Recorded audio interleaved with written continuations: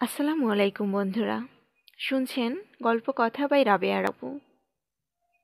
আজ আপনাদের জন্য রয়েছে কাজী আনোয়ার হোসেনের রবিন হুড সপ্তম পর্ব।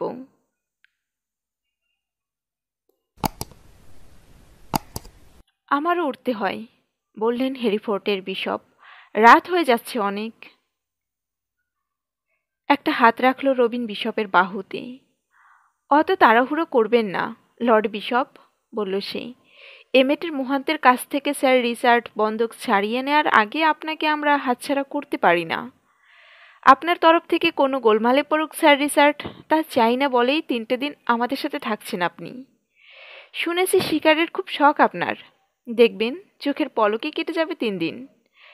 3টে দিন মহানন্দে কাটিয়ে ফিরে যাওয়ার সময় রীতিমতো খারাপই লাগবে আপনার।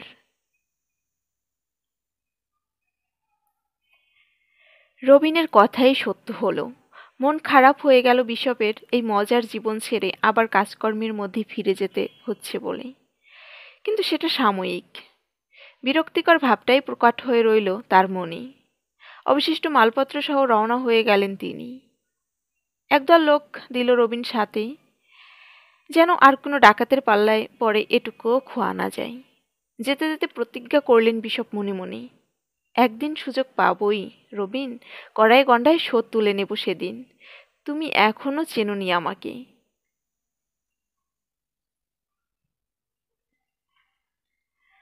মাঝে মাঝেই মন খারাপ হয়ে যায় রবিনের। দলবল নিয়ে রোমাঞ্চ আর আনন্দের মাঝে বেশ আসে সে সেরুট জঙ্গলে। কারো তোয়াক্কা রাখতে হয় না, কাউকে পরোয়া করতে হয় না, যা খুশি করছে, যেমন খুশি চলছে। কিন্তু তবু কি যেন অপূর্ণ রয়ে গেছে তার জীবনে। মনে হয় কি হলে যেন আরো ভালো হতো। মনটা ছেয়ে যায় বিষাদে। এইরকম দুর্বল মুহূর্তে একজনের মুখের ছবি বারবার ভেসে ওঠে ওর মনের পর্দায়। একটি মেয়ে। সেই ছেলেবেলা থেকে একসাথে বড় হয়েছে ওরা। পাশের বাড়ির একজন সৎ লোকের একমাত্র মেয়ে, সুন্দরী মেরিয়ান। গভীর বন্ধুত্ব ছিল ওদের দুজনের সেই শৈশব থেকেই, কৈশোর ছাড়িয়ে তারুণ্য পর্যন্ত। একসাথে খেলেছে, পাখির বাসা খুঁজেছে, ছিপ ফেলেছে ঝর্ণার জলে, গাছে উঠেছে, দৌড়ের পাল্লা ধরেছে বড় বড় ঘাসে ছাওয়া বিস্তীর্ণ ময়দানে। বিশেষ করে মনে পড়ে সেই তারুণ্যের সেই সব দিনের কথা, যখন হঠাৎ ছোঁয়াছুঁয়ি হয়ে গেলে কেমন যেন লালচে হয়ে উঠেছে দুজনের মুখ। তারপর তো জঙ্গলরক্ষীদের চক্রান্তে দস্যু হয়ে গেল রবিন হুড, ছাড়াছাড়ি হয়ে গেল দুজনের। সেই থেকে আর দেখা হয়নি ওদের। একজন দস্যু হিসেবে মেরিয়ানের বা তার বাবার সামনে গিয়ে দাঁড়াবার সাহস হয়নি ওর কোনো দিন। বারবার শয়নে স্বপনে ওর মনের পর্দায় ভেসে উঠেছে মেরিয়ানের অপূর্ব সুন্দর মুখটা। মাথা ঝাঁকিয়ে সরিয়ে দেওয়ার চেষ্টা করছে সে ভাবনাটা। না, সে সুখ নেই ওর কপালেই। এদিকে রবিনের চলে যাওয়ার পর একে একে অনেকগুলো দুর্ঘটনা ঘটে গেছে মেরিয়ানের জীবনেও। অনেক পরিবর্তন হয়ে গেছে অবস্থার। বাবা মা মারা গেছেন, আত্মীয় স্বজনের নিষ্ঠুরতা প্রকাশ পাচ্ছে প্রতি পদেই। এসেছে যৌবন, সেই সাথে পাড়া প্রতিবেশীদের সুযোগ গ্রহণের অপচেষ্টা। বারবার মনে পড়ে ওর রবিনের কথা, সেই দুর্দান্ত সাহসী ছেলেটা যার হাতে প্রাণপণ সঁপে দিয়েছিল সে কৈশোরে। ও থাকলে আজ কিছুতেই চুপ করে থাকতে পারতো না। এর এই দুরবস্থা দেখে কিছু একটা ব্যবস্থা করতই। কিন্তু হঠাৎ একদিন কোথায় যে হারিয়ে গেল মানুষটা, সেই যে গেল, আর কোনো খবরই পাওয়া গেল না রবিনের। ইদানিং কিছুদিন ধরে দস্যু রবিন হুডের কথা শোনা যাচ্ছে লোকের মুখে মুখে। ওর বীরত্ব ও কীর্তি কাহিনীর কথা গান বেঁধে গাইছে চারণেরা। সন্ধ্যায় উনুনের ধারে বসে আলাপ করছে মানুষ। রবিন হুডের মহত্ব আর দুঃসাহসের গল্প শুনে পরিষ্কার বুঝতে পারল মেরিয়ান যে এ লোক আর কেউ নয়, ওর শৈশবের বন্ধু সেই রবিন। মনে মনে স্থির করে ফেলল, এই নির্বান্তব দুঃসহ পরিবেশ ত্যাগ করে সেরুটে গিয়ে খুঁজে বের করবে সে রবিনকে। দেখবে এখনো ওকে মনে রেখেছে কিনা সে। কিন্তু কাজটা একজন মহিলার, বিশেষ করে যুবতীর জন্য অত্যন্ত বিপজ্জনক।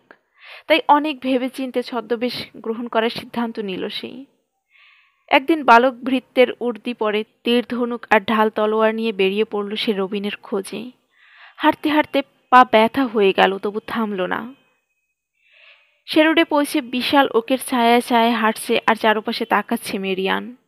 কাউকে দেখলেই জিজ্ঞেস করবে কোন দিকে রবিনহুডের আস্তানা।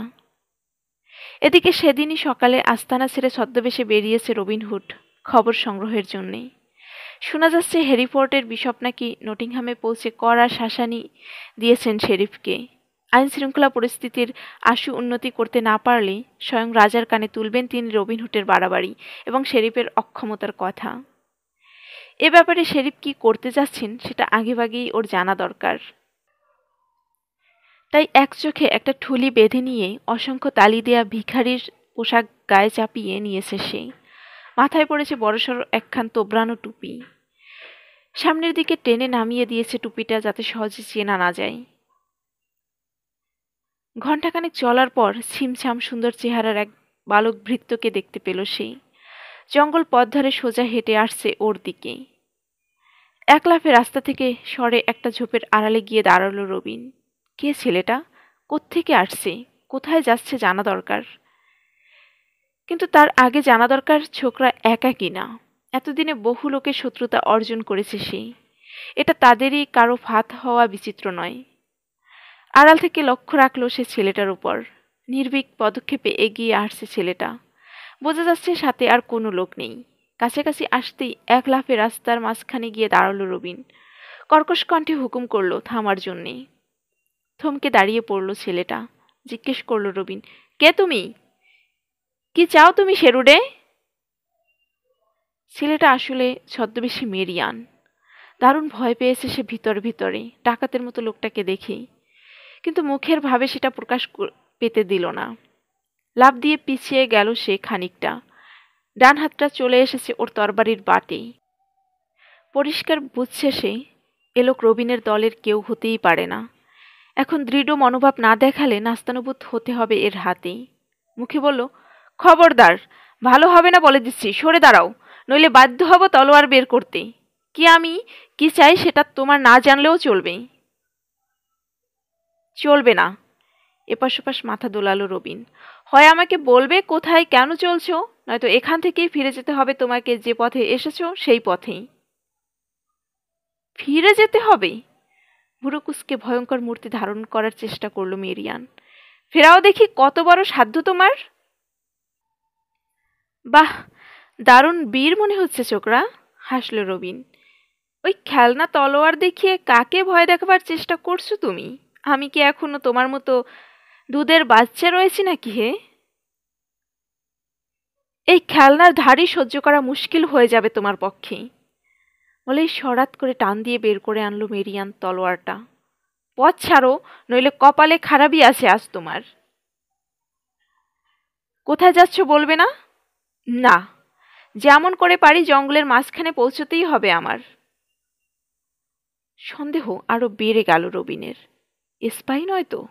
আমার আস্তানার খবর নিতে পাঠিয়েছে হয়তো একে শেরিফ। সিদ্ধান্ত নিল কিছুতেই একে আর এক পাও সামনে বাড়তে দেয়া উচিত হবে না। বলল, আমি বারণ করছি তোমাকে, ভালো চাও তো মানে মানে ফিরে যাও, নইলে আমিও বাধ্য হব তলোয়ার বের করতে। বের করো না, বলল মেরিয়ান। কিছু দিয়ে ঠেকাতে পারবে না আমাকে। মস্ত একখানা তলোয়ার বের করলেই ছোকরা ঘাবড়ে যাবে, এই ভেবে এক টানে বের করল রবিন ওর বিশাল ক্ষুরোদার তরবারি। তারপর ভয়ঙ্কর আক্রমণাত্মক ভঙ্গিতে লাফ দিয়ে এগিয়ে এলো সামনে। কিন্তু বিন্দু মাত্র ঘাবড়ালো না ছেলেটা। ঝনাত করে ঠেকিয়ে দিল প্রথম আক্রমণ। অবাক হলো রবিন পরিচারকের পারদর্শিতা দেখে। সমানে সমান লড়ে চলছে সে সাহসের সাথে। ঝনঝন আওয়াজ হচ্ছে তরবারি ঠোকাঠুকির। নিজের পুরো শক্তি বা কৌশল প্রয়োগ করছে না রবিন। একটা কচি ছেলের বিরুদ্ধে সর্বাত্মক আক্রমণ চালাতে মন সায় দিচ্ছে না। ফলে অনেকক্ষণ ধরে চলল লড়াই। একবার অরক্ষিত অবস্থায় বেকায়দায় পেয়ে গেল রবিন। সামান্য একটু কেটে গেল ওর গাল। মনে মনে প্রশংসা করল সে ছেলেটার সাহস ও নৈপুণ্যের। শান্তিপূর্ণ একটা মীমাংসায় আসার জন্য একটা হাত তুলে থামতে বলল ওকে। দাঁড়াও, নিজের পরিচয় দেবে না তুমি, ফিরেও যাবে না। কেন কোথায় চলেছ তাও বলবে না, বুঝলাম। এবার অন্য একটা প্রশ্নের জবাব দাও দেখি। আমি তোমার সাথে গেলে কোনো আপত্তি আছে? নেই, যদি তুমি আমাকে পথ দেখিয়ে নিয়ে যেতে পারো রবিনহুডের আস্তানায়, জবাব দিল ছেলেটা। রবিনহুডের আস্তানায়? অবাক হয়ে গেল রবিন। রবিনহুডের কাছে চলছো তুমি? হ্যাঁ। পারবে তুমি আমাকে ওর কাছে নিয়ে যেতে? আকুল আবেদন ফুটে উঠল ছেলেটার কণ্ঠে। পারবো, বলল রবিন, কিন্তু ওর কোনো ক্ষতি হোক সেটা আমি চাই না। তোমার উদ্দেশ্য জানতে না পারলে কি করে তোমাকে নিয়ে যাই তার কাছে বলো? তুমি রবিনহুডের লোক? জিজ্ঞেস করল ছেলেটা। খুবই প্রিয় লোক, জবাব দিল রবিন। আমি তার সবচেয়ে ঘনিষ্ঠ বন্ধু। ও, তাই নাকি? দুঃখ প্রকাশ পেল ছেলেটির কণ্ঠে। তাহলে তো ভারী অন্যায় হয়ে গেছে। আগেই পরিচয় দাওনি কেন? তোমার গাল কেটে যাওয়ায় আমি সত্যিই দুঃখিত। ও কিছু না, বলল রবিন, কিন্তু এখনো তুমি বলনি কেন দেখা করতে চলেছ রবিনহুডের সাথে? ধীরে ধীরে লজ্জায় লাল হয়ে উঠল মেরিয়ানের দুটো গাল। চোখের দৃষ্টি নেমে গেল মাটির নিচে। মৃদু কণ্ঠে বলল, আমি ওকে ভালোবাসি। তুমি ওকে ভালোবাসো? কপালের মাঝামাঝি জায়গায় উঠে গেল রবিনের ভুরুজোড়া। ছানা বড়া হয়ে গেছে দুই চোখ। তুমি? ছেলের ছদ্মবেশে আছি, বলল মেরিয়ান। আসলে আমি মেয়ে। সেই ছোটবেলা থেকে ভালোবাসি আমি ওকে। একসাথে খেলেছি, একসাথে বড় হয়েছি আমরা। তোমার কাছে আমার অনুরোধ থাকলো, আমার গোপন কথাটা ওকে বলে দিও না। আমি দেখতে এসেছি এখনো আমাকে ওর মনে আছে কিনা, এখনো ও আমাকে ভালোবাসে কিনা। যদি দেখি ও আমাকে ভুলে গেছে, তাহলে চুপচাপ সরে পড়ব আমি। পুরনো কথা মনে পড়িয়ে দিয়ে ওর ঘাড়ে বোঝা হয়ে চাপবো না। আমাকে নিয়ে যাবে তুমি ওর কাছে? বিস্ময়ে বিস্ফোরিত দৃষ্টিতে অনেকক্ষণ চেয়ে রইল রবিন মেরিয়ানের মুখের দিকে। চিনতে পারল অবশেষে। দুকুল ছাপিয়ে বন্যার মতো ভিড় করে আসতে চাইছে ওর মনের মধ্যে অসংখ্য স্মৃতি। কিন্তু সামলে নিল সে নিজেকে। মৃদু হেসে বলল, বেশ, তোমার গোপন কথাটা ওকে বলে দেব না। চলো রওনা হয়ে যাই। হাঁটতে হাঁটতে একটা ঝর্ণার পাশে পৌঁছে থেমে দাঁড়ালো রবিন। বলল, এসো, এখানে বসে একটু জিরিয়ে নেওয়া যাক। বসলো ওরা। ঝর্ণার কুলকুল, পাখির গান, রোদ আর এলোমেলো হাওয়া আজ অদ্ভুত ভালো লাগছে রবিনের। বিশাল ওকের গুড়ি, ঝোপঝাড়, ঘাস, পাতা, যা চোখে পড়ছে সবই মনে হচ্ছে অপূর্ব সুন্দর। ঘুরে ফিরে মেরিয়ানের অনিন্দ্য সুন্দর মুখের উপর স্থির হতে চাইছে ওর দৃষ্টিটা বারবার। খুক খুক করে একটু কেশে নিয়ে বলল, তুমি যখন তোমার মনের কথা আমাকে বললে, আমারটাও তোমাকে বলা উচিত। আমিও একটা মেয়েকে ভালোবাসি, সেই ছোটবেলা থেকে। ওকে ছাড়া দুনিয়ার আর কিছুই ভালো লাগে না আমার। একসাথে খেলেছি, পাখির বাসা পেরেছি, ঝর্ণার ধারে মাছ ধরেছি, মস্ত মাঠে দৌড়ে উধাও হয়ে গিয়েছে দুজনে হাত ধরাধরি করেই। আমাদের বাড়ির কাছেই ছিল ওদের বাড়ি। ওর বাবা ছিলেন এক মস্ত ধার্মিক মহৎ মানুষ। ফুলের মতো কোমল ছিল মেয়েটির মন, গোলাপের মতো ছিল ওর মুখটা। এত সৌন্দর্য আর কোথাও খুঁজে পাইনি আমি। আজও চোখ বুজলেই দেখতে পাই আমি ওকে পরিষ্কার। মিলন হয়নি? জানতে চাইল মেরিয়ান। ওকে বিয়ে করনি কেন? ওকে যে ভালোবাসি এ কথা জানাবার আগেই তো হঠাৎ করে দস্যু হয়ে যেতে হলো আমাকে। যদি আমাকে ফিরিয়ে দেয় এই ভয় আর আমি যেতে পারিনি ওর কাছে। কিন্তু যাওয়া উচিত ছিল, বলল মেরিয়ান। হয়তো মেয়েটা এখনো অপেক্ষা করছে তোমার জন্যেই, যেমন আমি অপেক্ষা করছি রবিনের জন্যে। মেয়েটার জন্য বড় দুঃখ হচ্ছে আমার। ঠিক আছে, তুমি যখন ভরসা দিচ্ছ, যাব আমি। কিন্তু তোমার কাছে অনুরোধ থাকলো, ওকে আবার বলে দিও না। আজও ওকে ছাড়া আর কাউকে ভালো লাগে না আমার। কত বিনিদ্র রাত যে আমার কেটেছে ওর কথা ভেবেই। অসহ্য যন্ত্রণায় ছটফট করেছি, ভেবেছি ওকে পেলে জীবনটা পরিপূর্ণ হয়ে যেত আমার। হিংসে লাগছে মেয়েটার কপাল দেখে। কি নাম ওর? ওর নাম মেরিয়ান। আশ্চর্য! আমার নামও তো মেরিয়ান, আর আমার নাম রবিন হুড। এবার কপালে চোখ ওঠার পালা মেরিয়ানের। চোখের ঠুলি খুলে ফেলল রবিন, টুপিটা নামালো মাথা থেকে। পরিষ্কার চিনতে পারলো এবার ওকে মেরিয়ান। উড়ে এসে ঝাঁপিয়ে পড়ল ওর বুকে। রবিন, আমার রবিন, আমার মেরিয়ান। হাসল রবিন। কথা দিচ্ছি, তোমার গোপন কথা জানিয়ে দেব না রবিনকে। পাজি কোথাকার! কিল দিল মেরিয়ান রবিনের পিঠে। তোমার কথাও আমি জানি। সুখ দুঃখের অনেক কথা হলো দুই বন্ধুতেই। তারপর উঠে দাঁড়ালো রবিন। চলো, তোমাকে পরিচয় করিয়ে দিই সবার সাথে। আস্তানায় ফিরে অ্যালানে ডেলের স্ত্রী এলেনের হাতে ছেড়ে দিল রবিন মেরিয়ানকে। দুহাত বাড়িয়ে জড়িয়ে ধরল ওকে অ্যালেন। সন্ধ্যের সময় সবাই যখন ফিরল ডেরায়, এলেনের পোশাক পরা মেরিয়ানকে নিয়ে গেল রবিন দলের সবার সাথে পরিচয় করিয়ে দিতেই। পরিচয় পর্ব শেষ হতেই বিশাল ভুঁড়ি নিয়ে হেলে দুলে সামনে এসে দাঁড়ালো সন্ন্যাসী ডাক। তৈরি হয়ে নাও বৎস, শুভস্য শীঘ্রম। তার মানে? অবাক হলো রবিন। মানে আর কিছুই নয়, তোমাদের বিয়েটা আজই পড়িয়ে দিতে চাই। কতদিন আর বাঁচবো বলো? দেখছো না কত শুকিয়ে গেছি। ভোজের সংখ্যা যেমন দিন দিন কমে আসছে, না খেয়েই মারা যাবে এই সন্ন্যাসী বেচারা। বিয়ের সুতায় একটা যদি ভোজ টোজ। লিটল জন আর উইল স্কারলেট ছুটল হরিণ মেরে আনতে। জনাদশেক অনুচর লেগে গেল মস্ত এক ভোজের আয়োজনে। হইচই পড়ে গেল গোটা দলের মধ্যেই। এক বাক্যে সায় দিল সবাই সন্ন্যাসী ডাকের প্রস্তাবে। মহা ধুমধামের সাথে বিয়ে হয়ে গেল রবিনের সাথে মেরিয়ানের। আমোদ ফুর্তি, গান বাজনা, গল্প, হাসি তামাশা। হরিণের মাংস দিয়ে ভুরি ভোজন চলল অনেক রাত পর্যন্ত। সেই সাথে চলল গ্লাসের পর গ্লাস অক্টোবর এল। মস্ত চারটা পশ্চিম আকাশে হেলে না পড়া পর্যন্ত ঘুমাতে গেল না কেউ। এইভাবে বরণ করে নিল ওরা সুন্দরী মেরিয়ানকে শেরুডের রানী হিসেবে।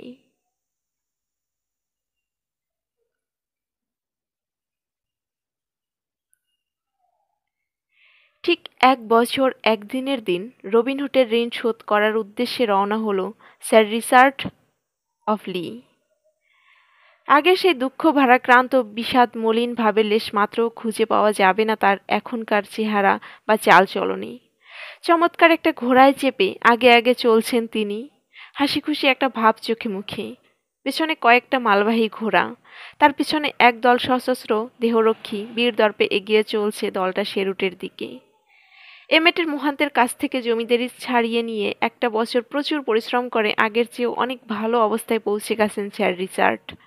প্রচুর ধন সম্পদ রোজগার হয়েছে, অডেল প্রাচুর্য এসেছে তার জীবনে, রাজকীয় মহলে বেড়ে গেছে মান সম্মান। কিন্তু এইসবের মূলে যে লোকটা, যার সময়োচিত সাহায্য না পেলে আজ নিঃস্ব পথের ভিখারি হতে হতো তাকে, সেই রবিনহুডের কথা সর্বক্ষণ কৃতজ্ঞ চিত্তে স্মরণ রেখেছেন তিনি। আজ তার ঋণ পরিশোধের নির্দিষ্ট দিন, তাই খুশি মনে চলছেন শেরুটের উদ্দেশ্যে। চলতে চলতে নদীর ধারে একটা মস্ত ময়দানে বিরাট এক আনন্দমেলার আয়োজন দেখে সেতু পেরোতে গিয়েও কি মনে করে থামলেন তিনি। হাজার পদের রকমারি মাল দিয়ে ছোট ছোট দোকান সাজিয়ে বসেছে হরেক রকম দোকানি। একদিকে জমে গেছে গানের আসর, অন্যখানে চলছে ম্যাজিক। অসংখ্য লোক গিজগিজ করছে ছোট ময়দান জুড়ে। কিন্তু সবচেয়ে বেশি ভিড় রয়েছে কুস্তির মঞ্চে। দামি পুরস্কারের আকর্ষণে দূর দূরান্ত থেকে অনেক বড় বড় কুস্তিগির এসেছে এই গ্রাম্য মেলায়। প্রথম পুরস্কার সোনার কারুকাজ করা জিন আর লাগাম পরানো একটা ঘোড়া। দ্বিতীয় পুরস্কার একটা সাদা ষাঁড়। তৃতীয় পুরস্কার সুন্দর এমব্রয়ডারি করা একজোড়া দস্তানা। চতুর্থ পুরস্কার একটা সোনার আংটি এবং পঞ্চম পুরস্কার এক পেপে মদ। বেলা পড়তে দেরি আছে এখনো, হাতে সময় আছে যথেষ্ট। তাই ঘণ্টাখানেক এখানে থেমে কুস্তি দেখার সিদ্ধান্ত নিলেন স্যার রিচার্ড। আশ্চর্য হয়ে গেলেন তিনি একজন বিশালদেহী কুস্তিগিরের নৈপুণ্য দেখে। কোনো প্রতিযোগী 2-1 মিনিটের বেশি দাঁড়াতে পারছে না তার সামনে। এ গ্রামের চ্যাম্পিয়ন ও এলাকার সেরা কুস্তিগির, অমুক নামজাদা পালোয়ান, একে একে সবাই ঢুকছে রিংয়ে। প্রবল বিক্রমে লড়বার চেষ্টা করছে, কিন্তু ইয়া লম্বা সেই লোকটার অল্পক্ষণের মধ্যেই অপূর্ব কায়দায় মাথার উপর তুলে নিচ্ছে তাদের অনায়াসে। এমন এক আছাড় মারছে যে আর উঠে দাঁড়াতে পারছে না ওরা। কে লোকটা? বলাবলি করছে লোকজন। এমন অদ্ভুত দক্ষতা আর দেখিনি বাবা। কিসের প্রতিযোগিতা? এই লোকের কাছে অন্যেরা দেখছি দুগ্ধপোষ্য শিশুর মতো। একের পর এক হার মানছে প্রতিযোগীরা বিশাল দত্তের মতো লোকটার কাছে। প্রশংসার হর্ষধ্বনি উঠছে দর্শকদের মধ্যে থেকেই, কিন্তু কিছুক্ষণ পর প্রশংসার পাশাপাশি একাধটা কঠোর বাক্য শোনা যেতে লাগলো কারো কারো মুখ থেকে। এসব মন্তব্য আসছে একজল জঙ্গলরক্ষীর মুখ থেকে। ওরা রেগে গেছে বিশাল চেহারার লোকটার উপর, কারণ প্রচুর টাকা বাজি ধরেছে ওরা হিউবার্ট বলে একজন রক্ষীর বিজয়ের আশায়। এই লোকের কাছে যদি হিউবার্টের পরাজয় হয় তাহলে খুবই ক্ষতি হয়ে যাবে ওদের। থেকে থেকে টিটকারি দিচ্ছে ওরা, দাঁড়াও দাঁড়াও, আগেভাগে যত পারো দেখিয়ে নাও বাহাদুরি। আসছে হিউবার্ট, কুস্তি কাকে বলে শিখিয়ে দেবে ও তোমাকে, একটা হাড়ও আস্ত রাখবে না। এসব মন্তব্যে সবাই বরং খুশি হয়ে উঠল। ভালো একটা প্রতিযোগিতা দেখা যাবে এই ভেবে। সবাই আশা করছে হিউবার্ট রিংয়ে এলে জমে যাবে প্রতিযোগিতা। কিন্তু সত্যিই যখন সে ঢুকলো রিংয়ে, হতাশ হতে হলো দর্শকবৃন্দকে। প্রথম থেকে একটু দাপাদাপি করলেও কিছুতেই এঁটে উঠতে পারল না সে দত্তটার সাথেই। অতি সহজেই মাথার উপর তুলে নিয়ে প্রচণ্ড এক আছাড় মারল সে হিউবার্টকে। চারদিকে হাত পা ছড়িয়ে উইন্ডমিলের পাখার মতো দুই পাক ঘুরে দরম করে মাটিতে পড়ল সে চিত হয়ে, আর উঠল না। ফাউল হয়েছে, চিৎকার করে উঠল জঙ্গলরক্ষীরা। Foul catch, foul throw, no throw. না না, বলে উঠলেন স্যার রিচার্ড, ঠিকই আছে, কোনো ফাউল হয়নি, নিয়মের বাইরে কিচ্ছু করেনি লম্বা লোকটা। জঙ্গলরক্ষীরাও ভালো করেই জানে সেটা, কিন্তু গলাবাজি কমালো না। গোলমাল পাকিয়ে নিজেদের চ্যাম্পিয়নের মান বাঁচাবার চেষ্টা করছে ওরা। তাছাড়া হেরে যাওয়া বাজির টাকা যাতে দিতে না হয় তার ব্যবস্থা করছে। রিংয়ের চারপাশে হই হল্লা বেঁধে গেল, চিৎকার করছে সবাই। কেউ বিশাল পালোয়ানের পক্ষে, কেউ বিপক্ষে। বিপক্ষেই মন্তব্য হচ্ছে বেশি, কারণ একের পর এক নামজাদা কুস্তিগিরকে পরাজিত করে তাদেরই সমর্থকদের অসন্তোষের কারণ হয়েছে সে। তাছাড়া স্পষ্টই বোঝা যাচ্ছে সমর্থক হিসেবে লোকটার নিজস্ব কেউ নেই এখানে। যারা তাকে সমর্থন করছে তারা শুধু ভালো খেলার স্বার্থেই করছে। কোথায় যেন দেখেছি লোকটাকে, মনে মনে বললেন স্যার রিচার্ড। মনে হচ্ছে দেখেছি কোথাও, কিন্তু কোথায় কোথায় দেখেছি একে? একটু চিন্তা করেই হঠাৎ ব্যস্ত হয়ে উঠলেন স্যার রিচার্ড। এগোলেন সামনের দিকে। মনে পড়েছে তার, এ লোককে দেখেছেন তিনি রবিনহুডের আস্তানায়। হ্যারিফোর্টের লর্ড বিশপকে ধরে এনেছিল এই লোক। এই লোকই রবিনের নির্দেশে 400 পাউন্ড গুনে থলিতে তুলে দিয়েছিল তার হাতে। সহজে ভুলে যাওয়ার মতো চেহারা নয় লোকটার। বের করে দাও ওকে রিং থেকে, হুঙ্কার ছাড়ছে জঙ্গলরক্ষীরা। প্রথম থেকে শেষ পর্যন্ত ফাউল করে আসছে লোকটা, ওকে বের করে দিয়ে আবার শুরু হোক খেলা। অনেকেই প্রতিধ্বনি তুলল এই কথার সমর্থনে, কারণ তাহলে তাদের কুস্তিগির আবার সুযোগ পাবে। কিন্তু নিরপেক্ষ দর্শকেরা প্রবল আপত্তি তুলল, কারণ তাদের মতে সম্পূর্ণ ত্রুটিমুক্ত খেলা খেলেছে লম্বা দৈত্য। হঠাৎ করেই ভয়ঙ্কর বিপদে পড়ে গেল লিটল জন। রাগের মাথায় উন্মুক্ত তলোয়ার হাতে কয়েকজন জঙ্গলরক্ষী উঠে এসেছে রিংয়ের মধ্যে। এক্ষুনি রিং ছেড়ে বেরিয়ে না গেলে খুন করে ফেলবে। কিন্তু ভুল লোককে ভয় দেখাবার চেষ্টা করছিল ওরা। ভয় কাকে বলে জানা নেই লিটল জনের। কোনো হুমকির তোয়াক্কা না করে বিশাল পাহাড়ের মতো দাঁড়িয়ে গেল সে মোকাবিলার জন্যে। মৃত্যুর মুখোমুখি গিয়ে দাঁড়িয়েছে লিটল জন, নিদেন পক্ষে ভয়ানকভাবে জখম হবে। এ কথা বুঝতে পেরে দেহরক্ষীদের নিয়ে ভিড় ঠেলে এগিয়ে গেলেন স্যার রিচার্ড। দাঁড়াও, হুঙ্কার ছাড়লেন তিনি। খবরদার, কেউ হাত তুলবে না ওই লোকের গায়ে। শেরিফের লোকজন এই কথায় কান দিত না, কিন্তু যখন দেখল সশস্ত্র দেহরক্ষী রয়েছে স্যার নাইটের সাথে, তার উপর প্রচুর জনসমর্থন রয়েছে তার পেছনে, যারা এতক্ষণ নীরব ছিল তারাও চিৎকার করছে এখন তাদের বলপ্রয়োগের বিরুদ্ধে, তখন মানে মানে পিছিয়ে গেল। আপনাকে আমরা চিনি, জনতার মধ্যে থেকে অনেকেই চেঁচিয়ে উঠল স্যার রিচার্ডের উদ্দেশ্যে, বিনা দ্বিধায় আস্থা রাখা যায় আপনার ওপর। আপনি বিচারক হয়ে মীমাংসা করে দিন স্যার। আরও 2 কদম এগিয়ে এলেন স্যার রিচার্ড। সবাই চুপ করে গেল তার রায় শোনার জন্যে। আপনারাই বলুন, উচ্চকণ্ঠে বললেন স্যার রিচার্ড। ইংরেজের ন্যায় পরায়ণতার সুনাম আছে বিশ্বজোড়া, কিন্তু এই কি তার নমুনা? ব্যক্তিগত স্বার্থ বা ক্রোধের কাছে পরাজিত হবে আমাদের খেলোয়াড়ি মনোভাব। প্রত্যেকটি ধরার কৌশল, প্যাচ, আচার আমি নিজ চোখে দেখেছি। নিয়মের বাইরে কিছুই করেনি এই লোকটা। একথা আমি যেমন জানি আপনারাও ঠিক তেমনই জানেন। যাকে প্রতিযোগিতার মাধ্যমে পরাজিত করতে পারবো না, রিংয়ের মধ্যে দাঁড়িয়ে সৎভাবে খেলে হারাতে পারবো না, তাকে গলাবাজি করে হটিয়ে দেব মঞ্চ থেকে। নিষ্পাপ খেলাধুলার এই কি নিয়ম?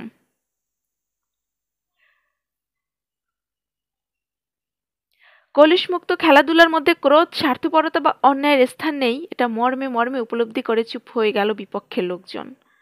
জঙ্গলরক্ষীরা শুধু নিজেদের মধ্যে গজগজ করতে থাকলো। সশস্ত্র দেহরক্ষী নিয়ে নাইট এসে বাধা না দিলে আজকে 12টা বাজিয়ে ছেড়ে দিত ওরা ঢ্যাঙ্গা দৈত্যর। বিচারে স্থির হলো, নিঃসন্দেহে প্রথম পুরস্কার বিজয়ী হয়েছে গ্লেডের উইল। পরবর্তী পুরস্কারের জন্য নিজেদের মধ্যেই আবার লড়বে বাকি সবাই। আবার শুরু হলো কুস্তি, শেষও হলো। পুরস্কার বিতরণের পর শেষ পুরস্কার বিজয়ীর কাছ থেকে 5 মার্ক দিয়ে মদের পিপেটা কিনে নিলেন স্যার রিচার্ড। সাথে সাথেই সেটার মুখ খুলে ঘোষণা করে দেয়া হলো, যার যত খুশি মদ খেতে পারে পিপে থেকে। দর্শকরা সবাই খুশি হয়ে উঠল এই ঘোষণায়, কিন্তু শেরিফের লোকজন মোটেই খুশি হতে পারল না। মুখ কালো করে হেরে যাওয়া বাজির টাকা শোধ করল ওরা। ব্রু কুচকে কঠোর দৃষ্টি নিক্ষেপ করলো লিটল জনের দিকে। ঘোড়াটা পরীক্ষা করে দেখছিল লিটল জন। খুবই পছন্দ হয়েছে ওর ওটা। এমনি সময় কেমন করে জানি গুজব ছড়িয়ে পড়ল দর্শকদের মধ্যেই। চাপা গলায় বলাবলি করছে সবাই, আজকের প্রথম পুরস্কার বিজয়ী বিশাল চেহারার কুস্তিগির আসলে রবিন হুডের লোক। স্যার রিচার্ড ছাড়া আরও কোনো লোক হয়তো চিনে ফেলেছিল লিটল জনকে। যদিও ছদ্মবেশে রয়েছে সে, শরীরের বিশাল কাঠামো আর চওড়া কাঁধ, সে লুকাবে কোথায়? গুজবটা জঙ্গলরক্ষীদের কানে আসতেই লাফিয়ে উঠল ওরা। সত্য না মিথ্যে জানার দরকার নেই, এই সুযোগে গ্রেপ্তার করতে পারবে ওরা বিয়ারা কুস্তিগিরকে। আর একবার পাকড়াও করতে পারলে ধরে নিয়ে গিয়ে, ডাকাত ডাকাত, ধরো ওকে ধরো, হাঁক ছাড়ল ওরা। একটানে খাপ থেকে তলোয়ার বের করে ছুটল ওর দিকে। চিৎকারটা কানে যেতেই এদিকে ফিরল লিটল জন। এক মুহূর্তে বুঝে নিল বিপদটা, ধরা পড়লে রক্ষা নেই। লাফ দিয়ে উঠে পড়ল সে ঘোড়ার পিঠে। পায়ের গোড়ালি দিয়ে চাপ দিতেই তীর বেগে ছুটল ওটা। রবিন হুড তার দলবলের জনপ্রিয়তার কথা চারণ কবিদের কাছে শুনেছে লিটল জন, কিন্তু হাতে নাতে প্রমাণ পেল আজ। সাধারণ মানুষ তাদের কতটা ভালোবাসে বুঝতে পারল সে, যখন দেখল ওকে এগোতে দেখে দুপাশে সরে পথ করে দিচ্ছে লোকজন। ও এগিয়ে গেলেই আবার ভিড় করে বন্ধ করে দিচ্ছে পথটা। হাঁকডাক করে ভিড় সরিয়ে জঙ্গলরক্ষীরা 10 গজ এগোবার আগেই ঘোড়ার পিঠে চেপে সেতু পেরিয়ে গেল লিটল জন। কিছুদূর গিয়ে বাঁক নিয়ে অদৃশ্য হয়ে গেল চোখের আড়ালেই। যাক, বাঁচা গেল। লিটল জনকে নিরাপদে চলে যেতে দেখে হাঁপ ছাড়লেন স্যার রিচার্ড। দেহরক্ষীদের নিয়ে রওনা হয়ে গেলেন তিনিও। ধীরে সুস্থে এগোচ্ছেন তিনি, লিটল জন যে পথে গিয়েছে সেই পথেই। এক ছুটে শেরুডে এসে হাজির হলো লিটল জনের ঘোড়া। পথে কোথাও বিশ্রামের দরকার পড়েনি ওটার। সোজা রবিনহুডের সামনে এসে থামল ঘোড়া। জনাদশেক অনুচর নিয়ে গ্রিনউডের নিচে দাঁড়িয়ে কি যেন আলাপ করছিল রবিন তখন। কি হে লিটল জন, হাঁক ছাড়ল রবিন। এত তাড়াহুড়া কিসের? কার মাথায় বাড়ি দিয়ে নিয়ে এলে এত সুন্দর ঘোড়াটা? কারো মাথায় বাড়ি দিনি, হাসতে হাসতে বলল লিটল জন। এটা আমার, জিতে নিয়েছি লড়ে। এই বলে আনন্দমেলার ঘটনাটা খুলে বলল সে রবিনকে। একজন ভালো নাইটের সহযোগিতা না পেলে যে জঙ্গলরক্ষীদের হাতে নাস্তানাবুদ হতো সেটাও জানালো। স্যার রিচার্ডকে সে চিনতেই পারেনি। এতই পরিবর্তন ঘটেছে তার চাল চলনে। আচ্ছা, জিজ্ঞেস করল রবিন, আমাদের সেই দুঃখী স্যার রিচার্ডকে পথে দেখেছো কোথাও? সেই যাকে 1 বছর আগে ধার দিয়েছিলাম আমরা 400 পাউন্ড। না তো, বলল লিটল জন। তাকে আশা করছো নাকি আজ? হ্যাঁ, আজই সূর্যাস্তের আগে টাকাটা তার ফেরত দেওয়ার কথা। তাহলে ঠিকই আসবে, বলল লিটল জন। দেরি আছে এখনো সূর্যাস্তের। যতদূর মনে আছে ভদ্রলোকের চোখে মুখে একটা সততার ভাব লক্ষ্য করেছিলাম। দেখো, এসে পড়বে সময় মতোই। দেখা যাক, বলল রবিন। এবার কাজের কথা। আজকে আমি ঠিক করেছি অতিথি ছাড়া কিছুতেই খেতে বসবো না। ওয়াটলিং স্ট্রিটে টহল দাও গিয়ে তুমি, উইল স্কারলেট আর মাস্ককে নিয়ে। যাকে পাবে তাকেই ধরে আনবে দাওয়াত খেতে। যদি ধনী হয় পকেট কিছুটা হালকা করব আমরা তার, আর যদি গরিব হয় কিছুটা ভারী করে দেব তার পকেট। তীর ধনুক নিয়ে রওনা হয়ে গেল তিনজন। টহল দিচ্ছে রাস্তায়। পূব পশ্চিম কোনো দিকেই কাউকে দেখতে পেল না। বেশ কিছুক্ষণ হাঁটাহাঁটির পর বার্নসডেলের দিকে যে রাস্তাটা গেছে সেখানে এসে দাঁড়ালো। ডান দিকে চেয়ে চমকে উঠল তিনজন একসাথেই। বিরাট একটা দল আসছে এই দিকেই। সেরেছে, বলল লিটল জন। এত মেহমান নিয়ে হাজির হলে খাওয়া দাওয়ার টান পড়ে যাবে আমাদের। কারা এরা? দুজন কালো আলখাল্লা পরা সন্ন্যাসী রয়েছে সবার আগে, দুটো দামি ঘোড়ার উপর। তাদের ঠিক পেছনেই 7টা মালবাহী ঘোড়া, তার পেছনে 52 জন বর্ষাধারী রক্ষী। সাধু দুটোর জাকজমক দেখছি বিশপদেরও হার মানায়, বলল মাছ। প্রহর আর বহর দেখে মনে হচ্ছে প্রচুর ধন সম্পদ রয়েছে ওই 7টা ঘোড়ার পিঠে। খুবই খুশি হবে আজ রবিন। তা তো বুঝলাম, বলল চিন্তান্বিত লিটল জন। কিন্তু সমস্যা হচ্ছে আমরা মাত্র 3 জন। এতগুলো লোককে সামলাই কি করে?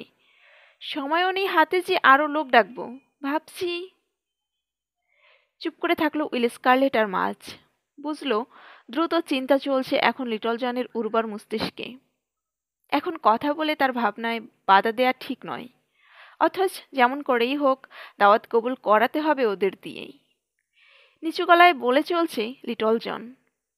হঠাৎ তার মুখটা উজ্জ্বল হয়ে উঠল। বলল, আমরা যে মাত্র 3 জন সে কথা বেটারা জানবে কিভাবে? আরো 6 কুড়ি লোক যে ওদের উপর ঝাঁপিয়ে পড়ার জন্য প্রস্তুত হয়ে নেই সে নিশ্চয়তা কোথায়? কাজী চলো ওই মোড়টা ঘুরেই তৈরি হয়ে দাঁড়িয়ে থাকি 3 জন। রাজি হয়ে গেল সঙ্গীরা। এক দৌড়ে রাস্তার বাঁক ঘুরেই পিছন ফিরে দাঁড়ালো ওরা একেবারে মাঝ রাস্তায়। বাঁক ঘুরেই চক্ষু চড়গাছ হয়ে গেছে সামনে সাধু দুজনের। শিলায় তীর পরিয়ে তৈরি হয়ে দাঁড়িয়ে রয়েছে 3 জন ভয়ঙ্কর দস্যু। দলের প্রথম অংশটা বাঁক নিতেই একটানে কানের পাশে নিয়ে এলো ওরা ধনুকের শিলা। হেরে গলায় চিৎকার করে উঠল লিটল জন। খবরদার, যে যেখানে আছো দাঁড়িয়ে পড়ো, নইলে খুন হয়ে যাবে। সামনের 2 জন সন্ন্যাসী রাশ টেনে ধরল ঘোড়ার। থতমত খেয়ে গিয়েছে গোটা দলটা। বিশৃঙ্খল হয়ে পড়েছে। ভয়ঙ্কর এক হাসি ফুটে উঠল লিটল জনের মুখে। বলল, সাধু বাবারা, সাংঘাতিক রাগিয়ে দিয়েছো তোমরা আমার নেতাকে। তোমাদের জন্য সেই কখন থেকে উপোস করে রয়েছে বেচারা। এত দেরি হলে কেন এইটুকু পথ আসতে? ভয় ও বিস্ময় পাথর হয়ে কিছুক্ষণ ভাবলেশীন দৃষ্টিতে চেয়ে রইল সাধুরা লিটল জনের মুখের দিকে। তারপর ওদের মধ্যে থেকে একজন জিজ্ঞেস করলো, কে তোমাদের নেতা? রবিন হুড, বজ্রকণ্ঠে জবাব দিল লিটল জন। তিক্ততায় ভরে গেল সন্ন্যাসীর মুখ। বলল, কে?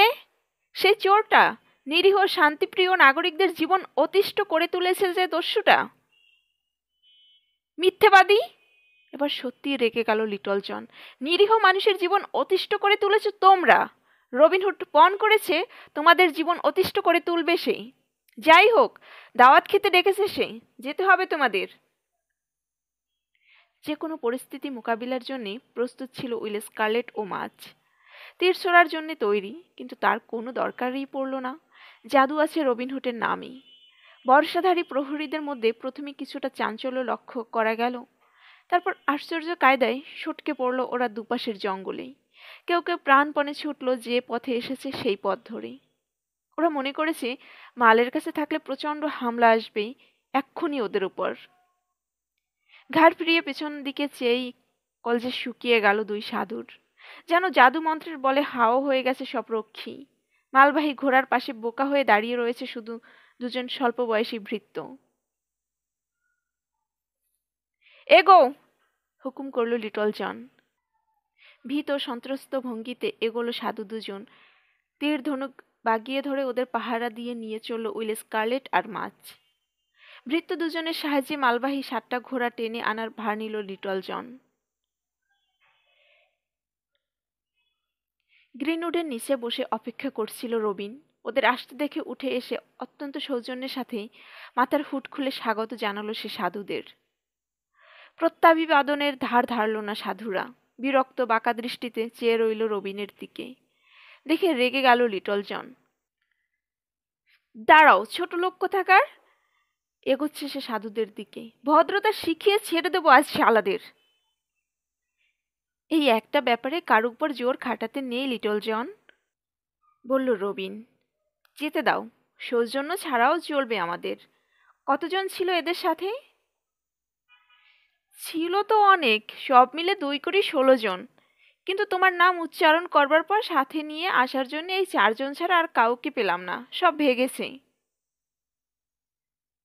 তোমার সিঙ্গাটা একটু ফু দাও জন, বলল রবিন। সবাই জানুক মেহমান এসেছে আজ। লিটল জনের সিঙ্গার আওয়াজ পেয়ে হুড়মুড় করে এসে হাজির হলো রবিনের 7 কুড়ি সশস্ত্র অনুচর। পরস্পরের মুখের দিকে চাইল সন্ন্যাসী দুজন। তারপর উদ্বিগ্ন দৃষ্টিতে চাইল একবার মালবাহী ঘোড়াগুলোর দিকে। বুঝতে কারোই অসুবিধে হলো না প্রচুর ধনরত্ন রয়েছে ঘোড়ার পিঠে। খাবার তৈরি হয়ে যেতেই দস্তরখান বিছিয়ে বসে গেল সবাই। খুবই খাতির যত্ন করে সন্ন্যাসীদের বসানো হলো। নানান রকম সুস্বাদু খাবার পরিবেশন করা হলো তাদের পাতেই।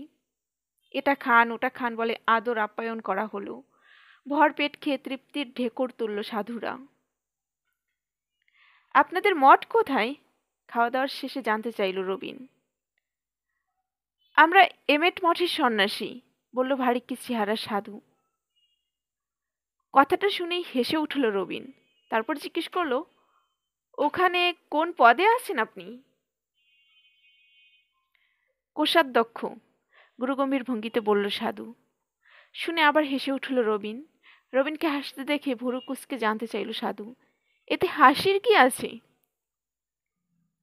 কিছু মনে করবেন না, বলল রবিন। হাসি এসে যাচ্ছে। অবাক লাগছে ভাবতে, এতদিন থাকতে আজকের দিনটাতেই এসে হাজির হলেন এমেট মঠের কোষাধ্যক্ষ। আজকের দিনের বিশেষত্বটা কি? জানতে চাইল সাধু। বিশেষত্ব এই যে ঠিক 1 বছর আগে 400 পাউন্ড ধার দিয়েছিলাম আমি একজনকে। টাকাটা এমেটের মোহান্তকে ফেরত দিয়ে তার জমিদারি উদ্ধারের জন্যে। আর সেই ধার শোধের তারই কাজ। ভাবছি সেই ধার শোধ করতেই পাঠানো হলো কিনা আপনাকে। আমাকে? প্রায় আর্তনাদ করে উঠল কোষাধ্যক্ষ। না তো, কোনো টাকা পয়সা আনিনি আমি। এত টাকা কাকে ধার দিয়েছিল তুমি? একজন দুঃখী নাইটকে। তাহলে তাকেই ধার শোধ করতে বলো গে যাও। আমি ভেবেছিলাম, হাসি মুখে বলল রবিন, এমেটের মোহান্ত বুঝি ফেরত পাঠালেন টাকাটা। মালবাহী ঘোড়াগুলোর দিকে মাথা হেলিয়ে ইঙ্গিত করল সে। মনে হচ্ছে বহুত ধনরত্ন রয়েছে ওদের পিঠে। না না, ব্যস্ত হয়ে উঠল কোষাধ্যক্ষ। টাকা পয়সা কিছু নেই, কিছু পুরানো জামা কাপড় আর নিতান্তই সাধারণ কিছু জিনিসপত্র। টাকা পয়সা নেই? ভুরুজোড়া কপালে তুলে ফেলল রবিন। এত লোক লস্কর নিয়ে চলছেন আপনি একেবারে খালি হাতে? রাহা খরচাও নেই আপনার সাথে? হ্যাঁ, তা অবশ্য আছে। ভুলটা সংশোধন করে নিল কোষাধ্যক্ষ। সামান্য কিছু টাকা আছে আমার সাথে। এই ধরো 20 মার্কের মতো হবে। এমন কিছুই নয়, মালপত্র খুলে দেখার কষ্টও পোষাবে না তোমার। বেশ তো, হাসল রবিন। কিছু না থাকলে নাই থাকবে, কিন্তু খুলে দেখাটা আমাদের পবিত্র কর্তব্য। বলা তো যায় না, হয়তো আপনার অজান্তে খোদার তরফ থেকে কিছু পাঠানো হয়েছে। এমনও হতে পারে সেই দুঃখী নাইটের ধারের টাকাটা তিনি পাঠিয়ে দিয়েছেন আপনার মাধ্যমে। হয়তো দেখা যাবে আপনার বিস্মার্কি অলৌকিকভাবে বেড়ে বহু গুণ বেশি হয়ে গেছে। লিটল জনের দিকে ফিরল রবিন। জন, খোলো দেখি বাক্সগুলো। প্রথমে ঘাসের উপর একটা কাপড় বিছালো লিটল জন, তারপরে ক্যাশ বাক্সের মতো দেখতে দুটো বাক্স নিয়ে এলো ঘোড়ার পিঠ থেকে। ওগুলো খুলতে গায়ের জোর খাটাবার প্রয়োজন পড়ল। প্রথমটা খুলে উপর করতেই ঝরঝর করে অনেকগুলো স্বর্ণমুদ্রা ঝরে পড়ল কাপড়ের ওপর। আশ্চর্য, আশ্চর্য! চেঁচিয়ে উঠল লিটল জন। দেখেছেন কি অলৌকিক কাণ্ড! ঈশ্বরের ইচ্ছায় কি না হয়! বলিনি বহুগুণ বেড়ে যেতে পারে আপনার বিস্মার্ক। দ্বিতীয় বাক্সটা খুলল লিটল জন। আবার চকচকে একরাশ স্বর্ণমুদ্রা ঝরে পড়ল আগেরগুলোর উপর ঝনঝন শব্দ তুলে। আশ্চর্য, আশ্চর্য, সত্যি আশ্চর্য! চেঁচিয়ে উঠল সবাই। হাসি চেপে রাখা মুশকিল হয়ে পড়েছে ওদের পক্ষে। কিন্তু আধার হয়ে গেছে কোষাধ্যক্ষের মুখটা। ভুরু জোড়া কুচকে সেটে গেছে একটার সাথে আরেকটা। চট করে গুনে ফেলো দেখি লিটল জন, বলল রবিন। গুনে দেখলো লিটল জন, বলল, 800 পাউন্ডের বেশি রয়েছে ওস্তাদ। বেশ বেশ, সাধু বাবাজিকে ওর বিস্মার্ক দিয়ে দাও। বিস্মার্ক গুনে আলাদা করার কাজে লেগে গেল লিটল জন। কোষাধ্যক্ষের দিকে ফিরল আবার রবিন। সাধু সন্ন্যাসী মানুষ আপনারা, নির্লোভ সত্যবাদী মহাপুরুষ, তাই আপনাদের একটা পয়সাও ছুলাম না। আপনার নিজের মুখেই শুনেছি আমরা, বিস্মার্কের বেশি একটা আদলাও নেই আপনার কাছে। পরিষ্কার বোঝা যাচ্ছে অলৌকিক ক্ষমতার বলে আরও 800 পাউন্ড ভরে দিয়েছেন ঈশ্বর ওর মধ্যেই। খুব সম্ভব যা ধার দিয়েছিলাম তার দ্বিগুণ ফেরত দিতে চেয়েছেন তিনি আমাকে। তার দান আমি কৃতজ্ঞ চিত্তে গ্রহণ করছি। চোর, গুন্ডা, বদমাস কোথাকার! স্থান কাল পাত্র ভুলে রেগেমেগে চেঁচিয়ে উঠল কোষাধ্যক্ষ। মহান্তের সম্পদ সব, ভালো চাও তো এক্ষুনি ফেরত দাও বলে দিচ্ছি, তা নইলে ভয়ঙ্কর অভিশাপ নেমে আসবে তোমাদের ওপর। ঘণ্টা, পবিত্র বাইবেল আর মোমবাতি নিয়ে এমন অভিশাপ দেবেন তিনি যে ইহকাল পরকাল কোথাও ঠাঁই হবে না তোমাদের। কচু হবে, বুড়ো আঙ্গুল দেখালো রবিন। থোড়াই কেয়ার করি আমরা তোমাদের অভিশাপের। মহান্তের মতো এত বড় একটা অর্থপিশাচ, এত বড় নিষ্ঠুর নীচ লোক গোটা ইংল্যান্ডে আর দ্বিতীয়টি নেই। গরিবকে পিষে তাদের মাথার ঘাম পায়ে ফেলা রোজগার যে ধর্মের নামে ছিনিয়ে নেয়, অসহায় বিধবার মুখের গ্রাস কেড়ে নিতেও যার বিন্দু মাত্র বিবেকে বাঁধে না, তার অভিশাপ গায়ে লাগবে না আমাদের। গিয়ে তাকে বলবেন আমি বলেছি শকুনের অভিশাপে গরু মরে না। লিটল জন, এদের ঘোড়া দুটো দিয়ে দাও, মালপত্র সহ বাকি ঘোড়াগুলো রেখে দেবো আমরা। শারীরিক নির্যাতনের ভয় পেয়েছিল কোষাধ্যক্ষ। অক্ষত অবস্থায় চলে যাওয়ার সুযোগ পেয়ে আর দেরি করল না। রওনা হয়ে গেল অপর সাধু ও 2 ভৃত্যকে সাথে নিয়ে। এমেটে সাধু বাঁক নিয়ে চোখের আড়াল হতে না হতেই অন্য দিক থেকে এসে হাজির হলেন লির স্যার রিচার্ড তার দলবল সহ। এত দেরি হওয়ার কারণ ধীরে সুস্থে এসেছেন তিনি, লিটল জনের মতো অতটা তাড়া তার ছিল না। তাছাড়া দেহরক্ষীদের অনেকেই পায়ে হেঁটে এসেছে তার পিছু পিছু।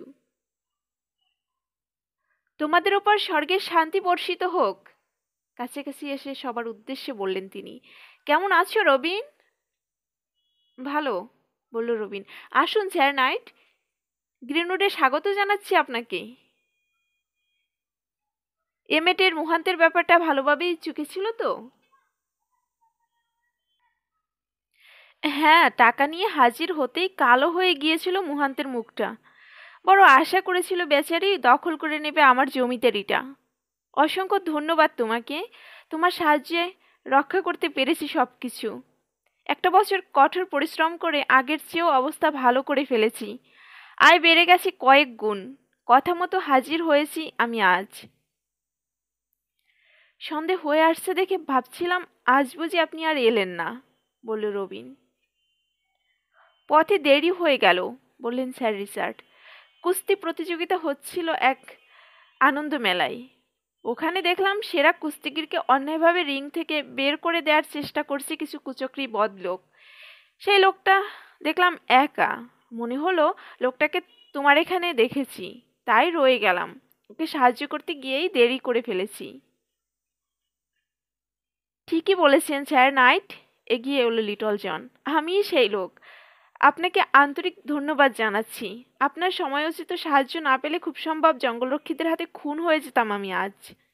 কিন্তু আপনার এমন আশ্চর্য পরিবর্তন হয়েছে যে চিনতেই পারিনি আমি আপনাকে।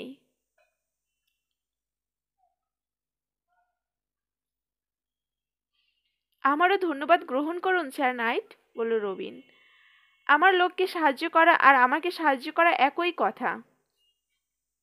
লিটল জন আমার ডান হাত, ওকে হারালে সম্পূর্ণ অচল হয়ে যেতাম আমি। তোমাদের কোনো কাজে আসতে পেরেছি জেনে আমি খুশি, কিন্তু এ তো অতি সামান্য ব্যাপার। তোমাদের সহানুভূতি ও সাহায্যের তুলনায় কিছুই নয়। তোমাদের আগেও বলেছি, এখনো বলছি, আমরা বুড়ো বুড়ি যতদিন বেঁচে আছি স্যার রিচার্ডের দুর্গ তোরণ তোমাদের জন্য সবসময় খোলা থাকবে। একটা মোহর ভর্তি থলে বের করলেন তিনি। এই নাও তোমার 400 পাউন্ড। ঘোড়ার পিঠে আরো কিছু উপহার রয়েছে তোমাদের জন্যে, আমারও আমার স্ত্রীর তরফ থেকে। উপহার নিতে পারি, বলল রবিন, কিন্তু টাকাটার আর দরকার নেই স্যার নাইট। সে ধারটা শোধ করে দেয়া হয়েছে। শোধ করে দেয়া হয়েছে? আকাশ থেকে পড়লেন স্যার রিচার্ড। কি বলছো তুমি রবিন? আমার এমন কোনো বন্ধু নেই দুনিয়ায় যে আমার জন্য এত টাকা খরচ করবে। কিন্তু সত্যিই শোধ করে দেয়া হয়েছে সব টাকা, হাসতে হাসতে বলল রবিন।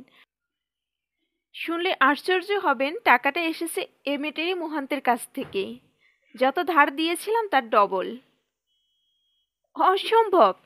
এমেটের মোটা লোভী হারকেপ্পন বুড়ো মোহান্ত আমার ধারে দ্বিগুণ টাকা শোধ দিয়েছে? এ আমি কিছুতেই বিশ্বাস করতে পারবো না। স্বেচ্ছায়? হুম, না, ঠিক স্বেচ্ছায় নয়, হাসল রবিন। তারপর ভেঙে বলল কিছুক্ষণ আগের ঘটনা। কোষাধ্যক্ষের বিসমার্ক আশ্চর্য অলৌকিক উপায় 800 পাউন্ডেরও বেশি হয়ে যাওয়ার কথা শুনে হাসিতে ফেটে পড়লেন স্যার রিচার্ড। ভালো কায়দা করেছিলে হে, হাসতে হাসতে বললেন স্যার রিচার্ড। তারপর গম্ভীর হয়ে বললেন, কিন্তু তাই বলে আমাকে ঋণমুক্ত হতে বাধা দেয়া তোমার উচিত হবে না রবিন। ধরো পুরো 400 পাউন্ড আছে এতে। রবিন হুড বুঝতে পারল, জোর করে কাউকে কিছু দান করতে গেলে তিক্ততারই সৃষ্টি হয়, মঙ্গল হয় না কোনো পক্ষেরই।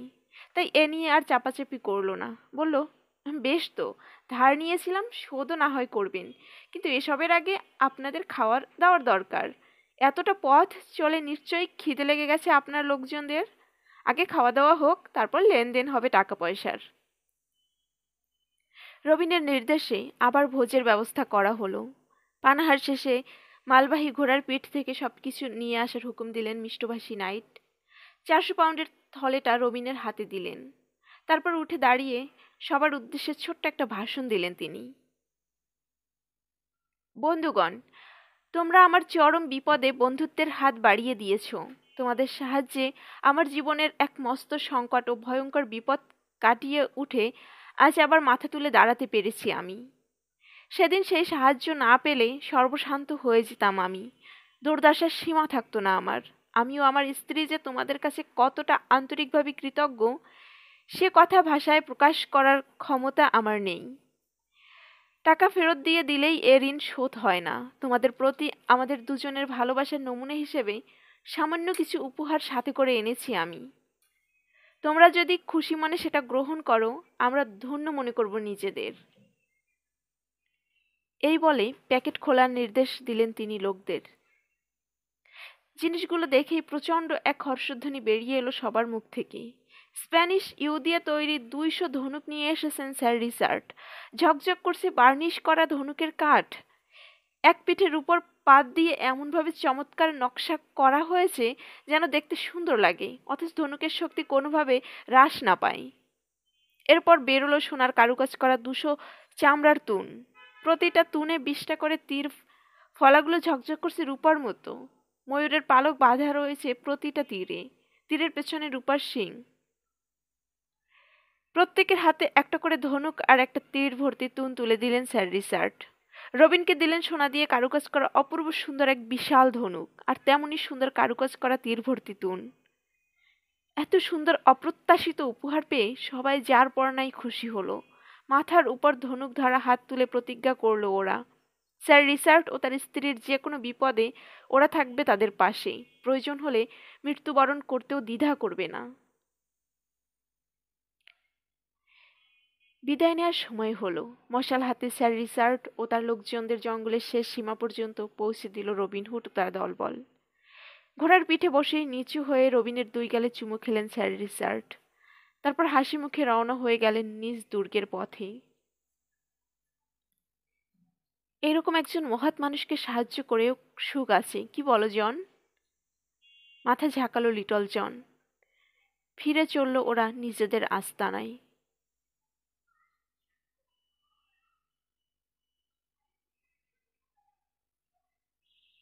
শুনছিলেন কাজী আনোয়ার হোসেনের রবিনহুড 7ম পর্ব। গল্প পাঠে আপনাদের সাথে ছিলাম আমি রাবেয়ার আপু। আমার গল্প আপনাদের ভালো লাগলে লাইক করবেন, কমেন্টে জানাবেন আপনাদের মতামত। আমার পরবর্তী গল্প পেতে আমার চ্যানেলটা সাবস্ক্রাইব করে পাশে থাকবেন। গল্পের নোটিফিকেশন সাথে সাথে পাওয়ার জন্য পাশে থাকা বেল বাটনে প্রেস করে দেবেন। এই পর্বের পরবর্তী পর্বের লিংক আপনারা এই পর্বের ডেসক্রিপশন বক্সে পেয়ে যাবেন। সবাই ভালো থাকবেন, সুস্থ থাকবেন, নিজের এবং পরিবারের সবার খেয়াল রাখবেন, আমার জন্য দোয়া করবেন। আল্লাহ হাফেজ।